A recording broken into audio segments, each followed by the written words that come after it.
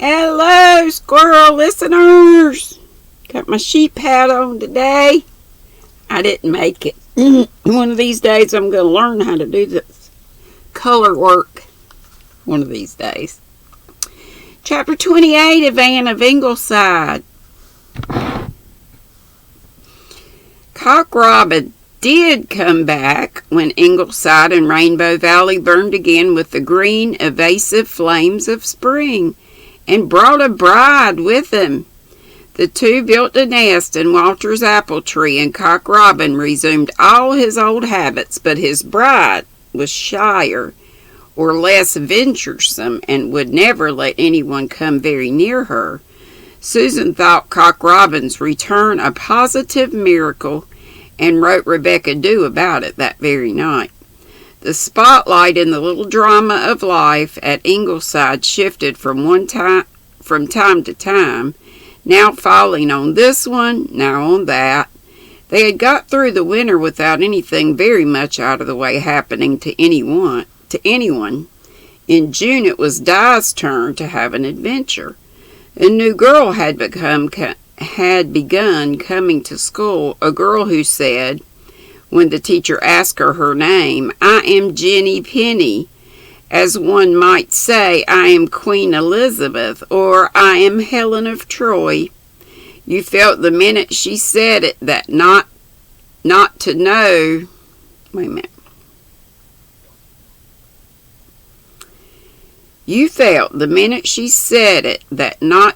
Jenny Penny argued yourself unknown, and not to be condescended to by Jenny Penny meant you didn't exist at all. At least that was how Diana Blythe felt about it, even if she couldn't have put it into those exact words. Jenny Penny had 9 years to Di's 8, but from the first she took rank with the big girls of 10 and 11. They found they could not snub or ignore her. She was not pretty, but her appearance was striking. Everybody looked at her twice. She had a round, creamy face with a soft, glossless cloud of soot-black hair about it, and enormous, dusky blue eyes with long, tangled black lashes. When she slowly raised those lashes and looked at you with those scornful eyes, you felt that you were a worm honored in not being stepped on. You liked better to be snubbed by her than courted by any other, and to be selected as a temporary confidant of Jenny Penny's was an honor almost too great to be borne. For Jenny Penny's confidences were exciting. Evidently the Pennies were no common people. Jenny's Aunt Lina, it appeared, possessed a wonderful gold and garnet necklace, which had been given her by an uncle who was a millionaire. One of her cousins had a diamond ring that cost $1,000, and another cousin had won a prize in elocution over 1,700 competitors. She had an aunt who was a missionary and worked among the leopards in India. In short, the Glen schoolgirls, for a time at least, accepted Jenny Penny at her own valuation, looked up to her with mingled admiration and envy, and talked so much about her at their supper tables that their elders were finally constrained to take notice. "Who is this little girl Di seems so taken up with, Susan?" asked Anne one evening after Di had been telling of the mansion Jenny lived in, with white wooden lace around its roof, 5 bay windows, a wonderful birch grove behind it, and a red marble mantelpiece in the parlor. "Penny is a name I've never heard in Four Winds. Do you know anything about them?" "They're a new family that have moved to the old Conway farm on the baseline, Mrs. Dr. dear. Mr. Penny is said to be a carpenter who couldn't make a living carpentering, being too busy, as I understand, trying to prove there is no God, and has decided to try farming. From all I can make out, they are a queer lot. The young ones do just as they like. He says he was bossed to death when he was a kid, and his children are not going to be. That is why this Jenny one is coming to the Glen school. They are nearer the Mowbray Narrow school, and the other children go there, but Jenny made up her mind to come to the Glen.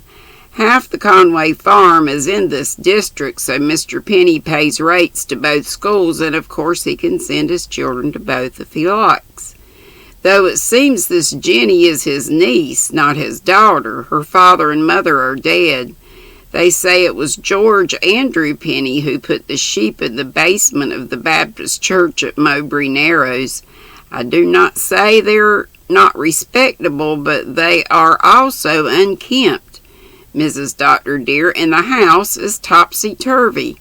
And if I may presume to advise, you do not want Diana mixed up with the monkey tribe like that.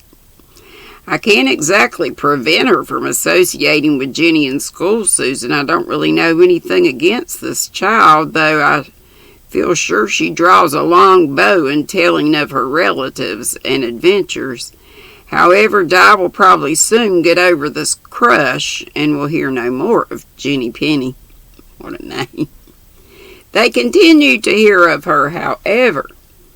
Jenny told Di she liked her best of all the girls in the Glen school, and Di, feeling that a queen had stooped to her, responded adoringly. They became inseparable at recesses. They wrote notes to each other over the weekends. They gave and received chews of gum.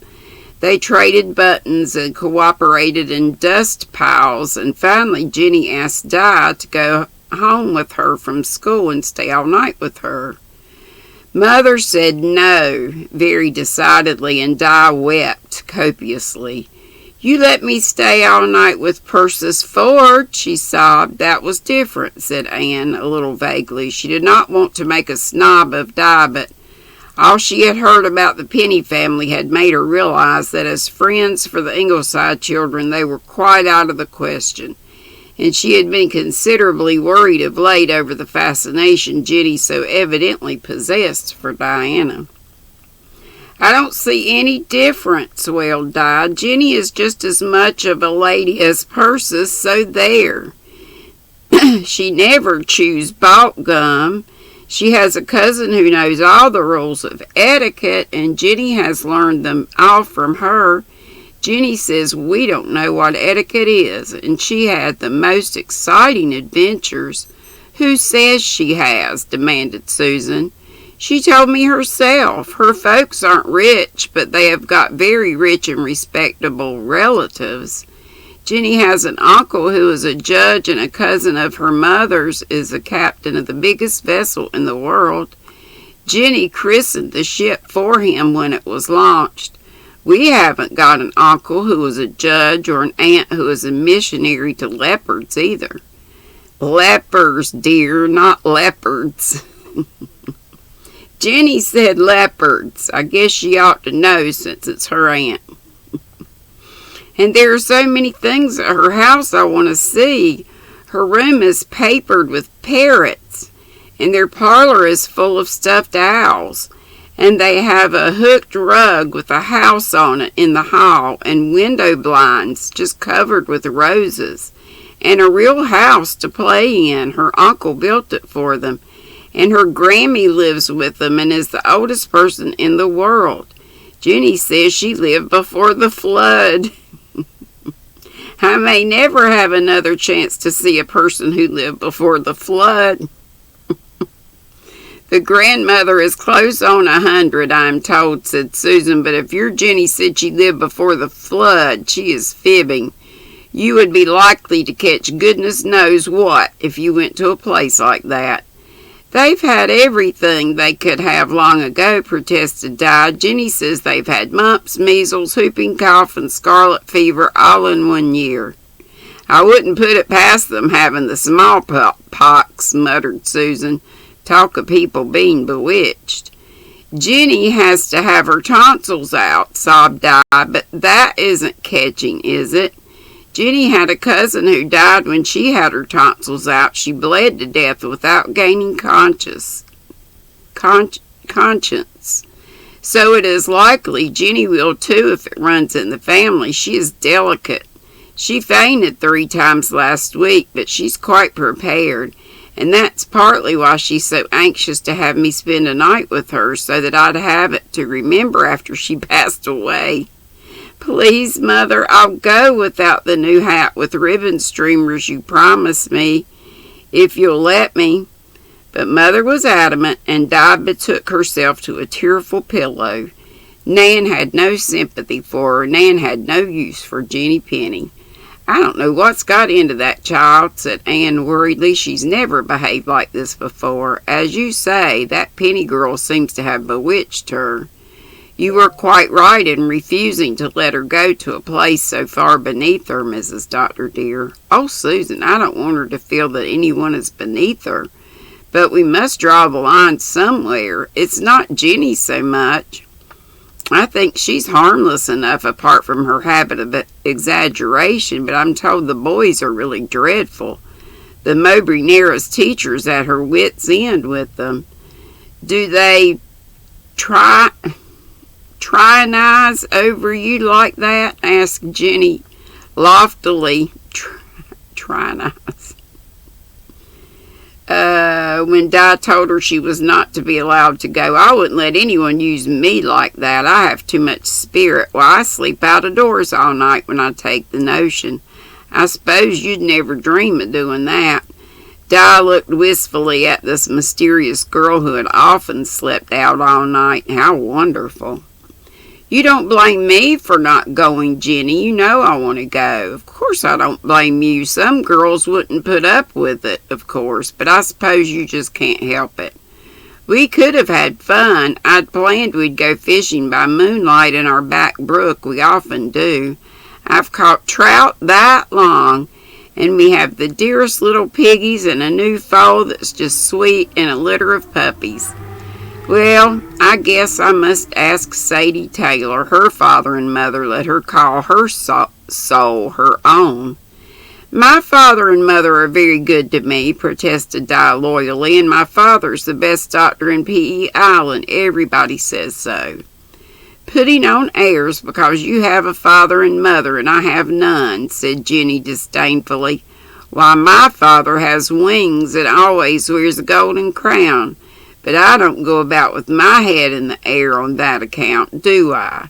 Now, Di, I don't want to quarrel with you, but I hate to hear anyone bragging about their folks. It's not etiquette," spelled E-T-I-K-E-T. "And I have made up my mind to be a lady. When that Persis Ford you're always talking of comes to Four Winds this summer, I am not going to associate with her. There's something queer about her ma, Aunt Lina says. She was married to a dead man, and he come alive." "Oh, it wasn't like that at all, Jenny. I know. Mother told me. Aunt Leslie. I don't want to hear about her. Whatever it is, it's something that's better not to be talked of, Di. There's the bell. Are you really going to ask Sadie?" choked Di, her eyes widening with hurt. "Well, not right at once. I'll wait and see. Maybe I'll give you one more chance, but if I do, it will be the last." A few days later, Jenny Penny came to Di at recess. "I heard Jim saying your pa and ma went away yesterday and wouldn't be back till tomorrow night." "Yes, they went up to Avonlea to see Aunt Marilla." "Then it's your chance." "My chance? To stay all night with me?" "Oh, Jenny, but I couldn't." "Of course you can. Don't be a ninny. They'll never know." "But Susan wouldn't let me." "You don't have to ask her. Just come home with me from school. Nan can tell her where you've gone so she won't be worried, and she won't tell on you when your pa and ma come back. She'll be too scared they'd blame her." Di stood in an agony of indecision. She knew perfectly well she should not go with Jenny, but the temptation was irresistible. Jenny turned the full battery of her extraordinary eyes upon Di. "This is your last chance," she said dramatically. "I can't go on associating with anyone who thinks herself too good to visit me. If you don't come, we part forever." That settled it. Di, still in the thrall of Jenny Penny's fascination, couldn't face the thought of parting forever. Nan went home alone that afternoon to tell Susan that Di had gone to stay all night with that Jenny Penny. Had Susan been her usual active self, she would have gone straight to the Pennies and brought Di home, but Susan had strained her ankle that morning, and while she could make shift to hobble around and get the children's meals, she knew she could never walk a mile down the baseline road. The Pennies had no telephone, and Jim and Walter flatly refused to go. They were invited to a mussel bake at the lighthouse, and nobody would eat Di at the Pennies. Susan had to resign herself to the inevitable. Di and Jenny went home across the fields, which made it a little more than a quarter of a mile. Di, in spite of her prodding conscience, was happy. They went through so much beauty, little bays of bracken elfin haunted, and the bays of deep green woods, a rustling windy hollow where you waded knee-deep in buttercups, a winding lane under young maples, a brook that was a rainbow scarf of blossom, a sunny pasture field full of strawberries. Di, just wakening to a perception of the loveliness of the world, was enraptured and almost wished Jenny wouldn't talk so much.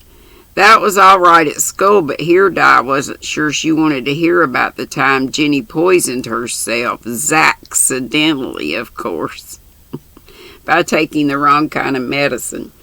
Jenny painted her dying agonies finely, but was somewhat vague as to the reason she hadn't died after all.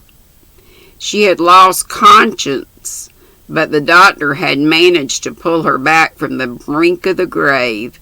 Though I've never been the same since, Di Blythe. What are you staring at? I don't believe you've been listening at all. Oh, yes, I have, said Di guiltily. I do think you've had the most wonderful life, Jenny, but look at the view. The view? What's a view? Why, something you're looking at. That! Waving her hand at the panorama of meadow and woodland and cloud-smitten hill before them, with that sapphire dent of sea between the hills. Jenny sniffed. Just a lot of old trees and cows. I've seen it 100 times. You're awful funny by spells, Di Blythe. I don't want to hurt your feelings, but sometimes I think you're not all there. I really do. But I suppose you can't help it. They say your ma's always raving like that. Well, there's our place. Di gazed at the Penny house and lived through her first shock of disillusionment. Was this the mansion Jenny had talked of? It was big enough, certainly, and had the 5 bay windows, but it was woefully in need of painting, and much of the wooden lace was missing. The veranda had sagged badly, and the once lovely old fanlight over the front door was broken. The blinds were crooked. There were several brown paper panes, and the beautiful birch grove behind the house was represented by a few lean, sinewy old trees. The barns were in a very tumble-down condition. The yard was full of old rusty machinery, and the garden was a perfect jungle of weeds. Di had never seen such a looking place in her life, and for the first time it occurred to her to wonder if all Jenny's tales were true. Could anyone have so many narrow escapes of her life, even in 9 years, as she claimed to have? Inside it was not much better. The parlor into which Jenny ushered her was musty and dusty. The ceiling was discolored and covered with cracks. The famous marble...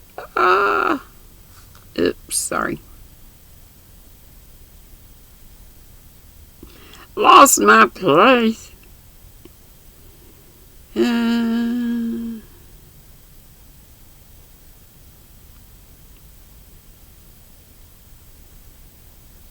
Famous marble mantelpiece was only painted.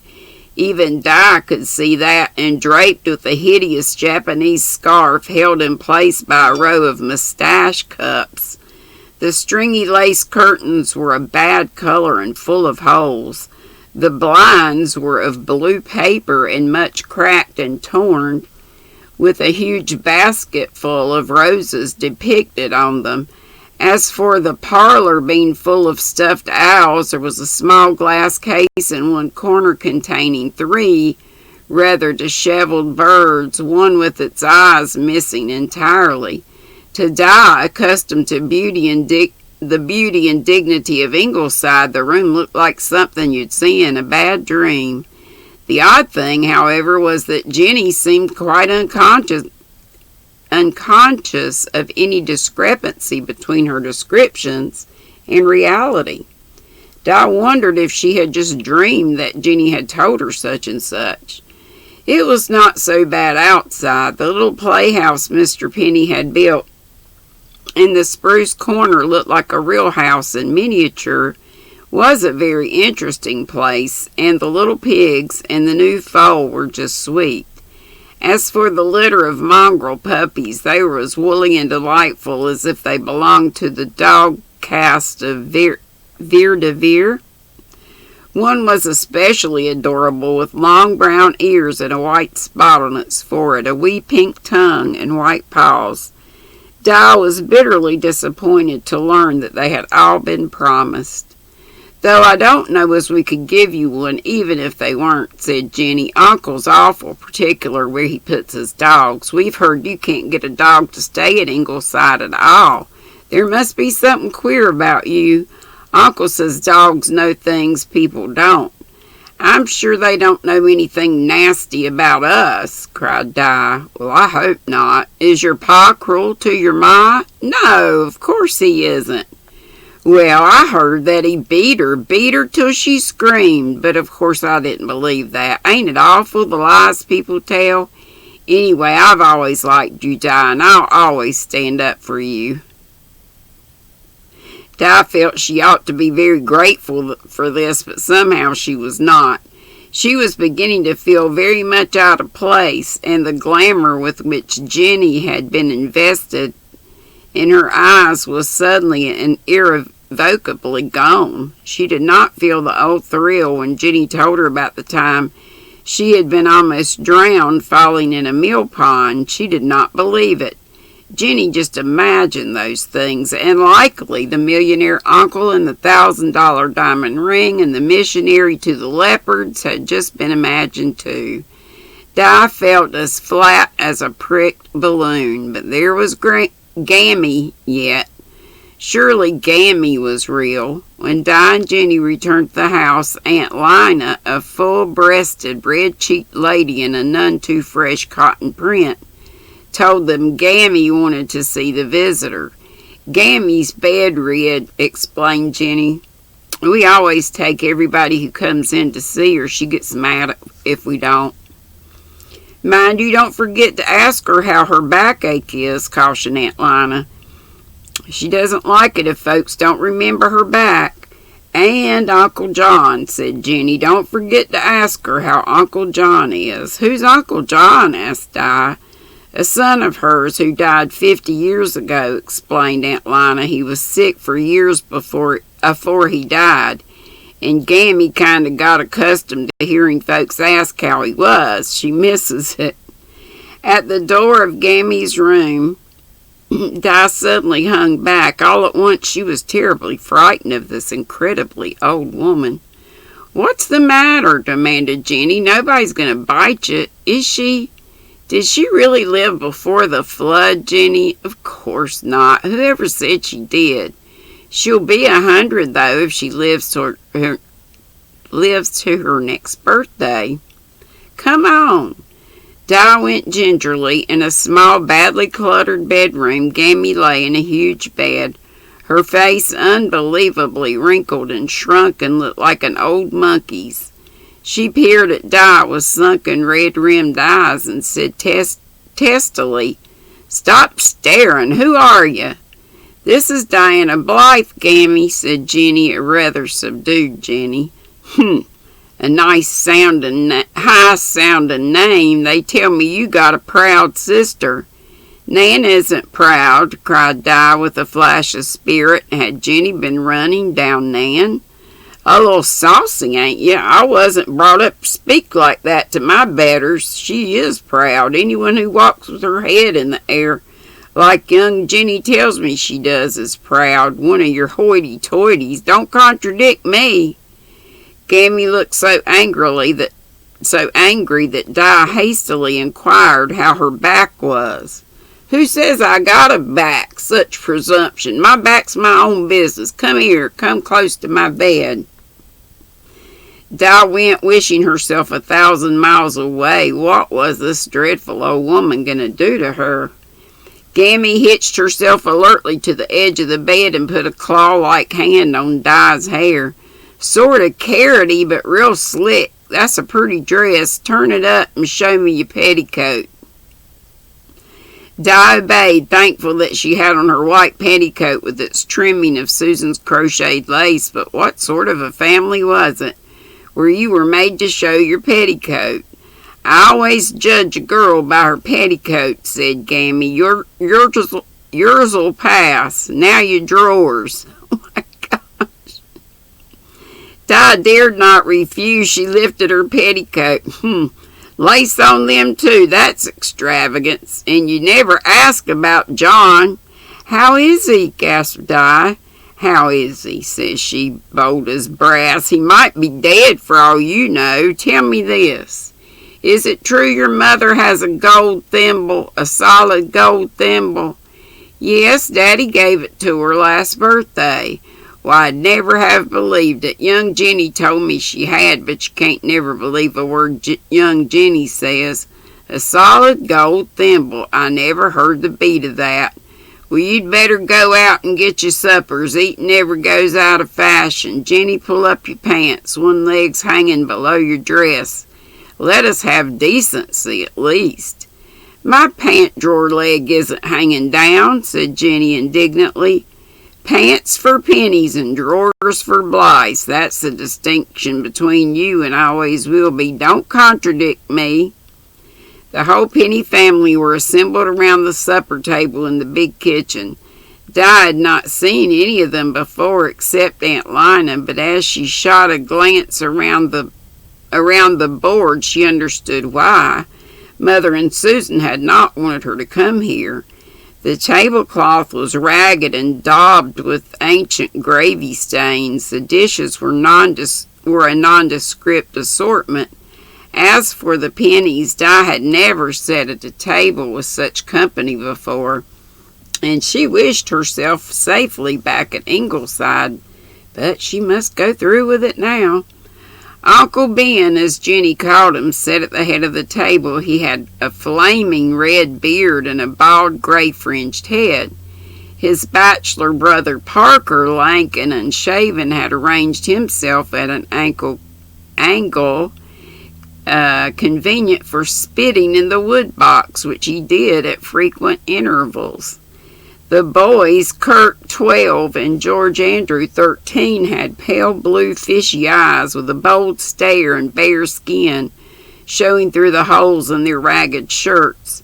Kurt had his hand, which he had cut on a broken bottle, tied up with a blood-stained rag. Annabelle Penny, 11, and Gert Penny, 10, were two rather pretty girls with round brown eyes. Tuppy, aged 2, had delightful curls and rosy cheeks, and the baby with roguish black eyes on Aunt Lina's lap could have been adorable if she had been clean. "Kurt, why didn't you clean your nails when you knew company was coming?" demanded Jenny. "Annabelle, don't speak with your mouth full. I'm the only one who ever tries to teach this family any manners," she explained aside to Di. "Shut up," said Uncle Ben in a great booming voice. "I won't shut up, and you can't make me shut up," cried Jenny. "Don't sass your uncle," said Aunt Lina placidly. "Come now, girls. Behave like ladies. Kurt, pass the potatoes to Miss Blythe." "Oh, Miss Blythe," snickered Kurt. But Diana had got at least one thrill. For the first time in her life, she had been called Miss Blythe. For a wonder, the food was good and abundant. Di, who was hungry, would have enjoyed the meal, though she hated drinking out of a chipped cup, if she had only been sure it was clean and if everybody hadn't quarreled so. Private fights are going on all the time between George, Andrew, and Kurt, between Kurt and Annabelle, between Gert and Jen, even between Uncle Ben and Aunt Lina. They had a terrible fight and hurled the bitterest accusations at each other. Aunt Lina cast up to Uncle Ben all the fine men she might have married, and Uncle Ben said he only wished she'd married anybody but him. Wouldn't it be dreadful if my father and mother fought like that, thought Di. Oh, if I were only back home. Don't suck your thumb, Tuppy. She said that before she thought they had such a time breaking Rilla of sucking her thumb. Instantly, Kurt was red with rage. Let him alone, he shouted. He can suck his thumb if he likes. We ain't bossed to death like you Ingleside kids are. Who do you think you are? Kurt, Miss Blythe will think you haven't any manners, said Aunt Lina. She was quite calm and smiling again, and put 2 teaspoons of sugar in Uncle Ben's tea. Don't mind him, dear. Have another piece of pie. Di did not want another piece of pie. She only wanted to go home, and she did not see how it could be brought about. Well, boomed Uncle Ben as he drained the last of his tea noisily from the saucer, that's so much over. Get up in the morning, work all day, eat 3 meals, and go to bed. What a life. Pa loves his little jokes, smiled Aunt Lina. Talking of jokes, I saw the Methodist minister in Flagg's store today. He tried to contradict me when I said there was no God. You talk on Sunday, I told him. It's my turn now. Prove to me there's a God, I told him. It's you that's doing the talking, says he. They all laughed like ninnies. Thought he was smart. No God. The bottom seemed falling out of Di's world. She wanted to cry. She got herself in a fix. That's all of 28. So tomorrow, chapter 29 of Anne of Ingleside. And I hope you have a lovely afternoon. I'll be on from the time of this recording. Tea at 3 in about an hour and a half. Yep. So see you soon. Love ya. Be sweet. Don't be ugly. Bye-bye.